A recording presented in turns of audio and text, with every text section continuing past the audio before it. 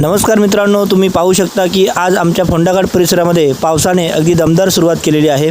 तर मित्रांनो, दुपारी 3 वाजल्यापासून जवळपास 5 वाजेपर्यंत म्हणजे 2 तास या परिसरामध्ये अगदी जोरदार पाऊस झालेला आहे आणि आता पाऊस थांबलेला आहे। मी आमच्या घरालगत जो शेतमाळा आहे त्या ठिकाणी आलेलो आहे आणि तुम्ही पाहू शकता की या ठिकाणी किती पाणी आहे, म्हणजे किती पाऊस पडला याचा अंदाज तुम्हाला येईल।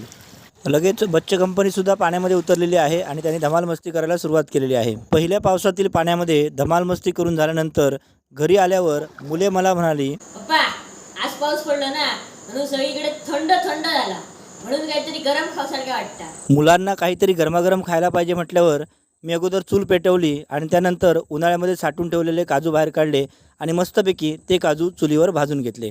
पहिल्या पावसात चुलीवर भाजलेले गरमागरम काजू खाण्यात एक वेगळीच मजा असते।